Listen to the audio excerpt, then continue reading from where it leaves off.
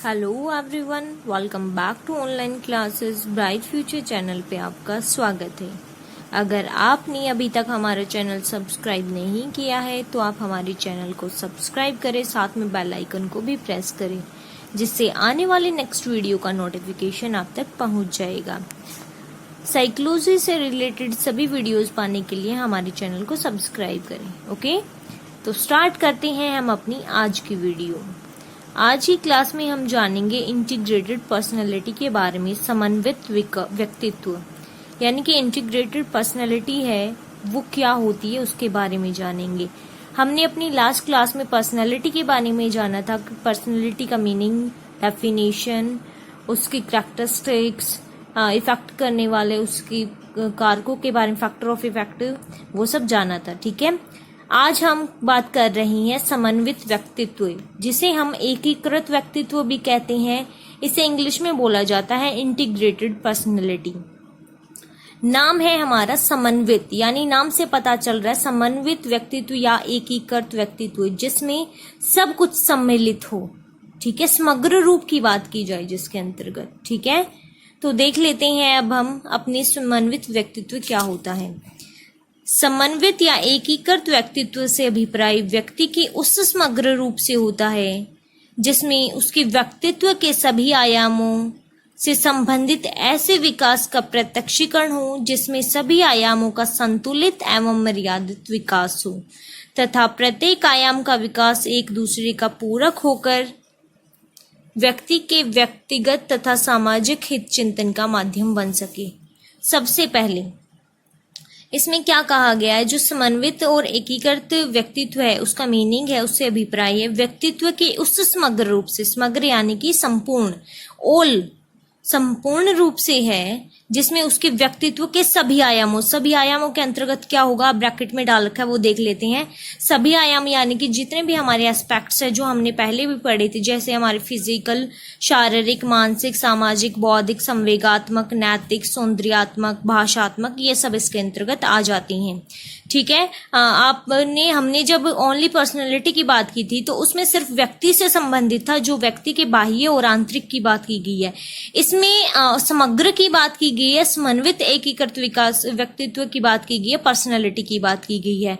तो समन्वित एकीकृत व्यक्तित्व जो हमारी इंटीग्रेटेड पर्सनैलिटी है उसके अंदर क्या होता है, जो व्यक्ति है उसके समग्र रूप की बात की जाती है, पर्सनैलिटी के सभी एस्पेक्ट्स की बात की जाती है, जो हमारे ऑल एस्पेक्ट्स हैं उनसे संबंधित जो विकास हो रहा है उसका प्रत्यक्षीकरण किस प्रकार हो रहा है, वो एक तरह से बैलेंस है या नहीं है, मर्यादित विकास हो तथा प्रत्येक आयाम का विकास एक दूसरे का पूरक हो। यानी कि जो भी हमारे एस्पेक्ट्स है ये एक दूसरे पर निर्भर रहते हैं, वो एक दूसरे के पूरक होते हैं, व्यक्तित्व तथा सामाजिक हितचिंतन का माध्यम बन सकते हैं।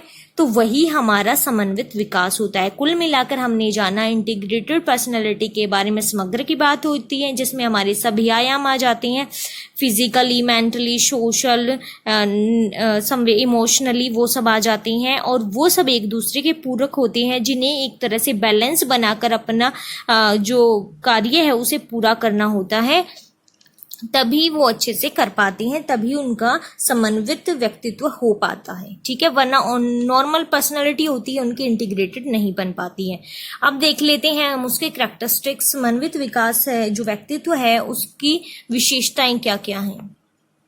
इसमें विशेषताएं, सबसे पहले व्यक्तित्व के सभी आयामों तथा पक्षों में होने वाले वृद्धि एवं विकास का स्तर, यानी अभी बताया आपको जो पर्सनैलिटी है उसके ऑल एस्पेक्ट्स की बात की जाती है हमारी इंटीग्रेटेड पर्सनैलिटी के अंदर। तो उनमें क्या हो रहा है, जो वृद्धि और विकास यानी कि ग्रोथ एंड डेवलपमेंट है, उनका जो लेवल होता है वो एक तरह से लगभग सभी का समान होता है। अगर ऐसा नहीं होता तो उसमें संगठन दिखाई देने को होता है, यानी कि उनमें एकीकरण दिखाई देता है, समन्वय नजर आता है। ठीक है, ये जिससे पता लग जाता है हमें कि वह एक समन्वित व्यक्तित्व है और इंटीग्रेटेड पर्सनैलिटी की बात की गई है। व्यक्तित्व में सभी पक्ष एक स्तर पर नहीं होते हैं जब हम नॉर्मली पर्सनालिटी की बात करते हैं, लेकिन जब हम इंटीग्रेटेड पर्सनालिटी की बात करते हैं तो उसमें जो हमारे ऑल एस्पेक्ट्स होते हैं उनकी अगर हम ग्रोथ डेवलपमेंट की बात करते हैं तो वो लगभग समान होती है, और अगर समान नहीं होती है तो उनमें जो एकीकरण समन्वय है वो नजर आता है। फिर है सेकंड है हमारा, कुछ सीमा तक अपने आप से तथा अपने वातावरण से उपयुक्त रूप में समायोजित होते हैं। जो हमारे समन्वित या एकीकृत व्यक्तित्व है वो कुछ सीमा तक ही अपने आप से तथा अपने वातावरण से उपयुक्त रूप से एडजस्टमेंट समायोजित होते हैं। एक तरह से दूसरे व्यक्ति होते हैं जो उनकी तुलना में वो कुसमायोजन के शिकार कम ही होते हैं।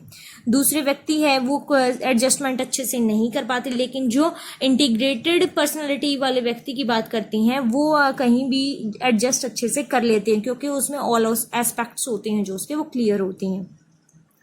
फिर नेक्स्ट है, व्यक्ति अपने में निहित शक्तियों तथा वातावरण से प्राप्त अवसरों का पूर्ण लाभ उठाकर व्यक्तिगत रूप से तथा सामाजिक रूप से प्रगति करने की पर्याप्त क्षमता रखता है। जो समन्वित हमारा व्यक्तित्व है इसके अंदर जो व्यक्ति होता है उसके अंदर निहित जितनी भी शक्तियां होती है या फिर वातावरण से जो भी उसे मौका मिल रहा है, अवसर मिल रहा है, उनका पूर्ण लाभ उठाता है, और जो अपनी पर्सनैलिटी है व्यक्तिगत रूप से इंडिविजुअली रूप से अपने आप जो वो कर सकता है समाज में उसकी प्रगति के लिए पूरी क्षमता रखता है, अपना कार्य करता है।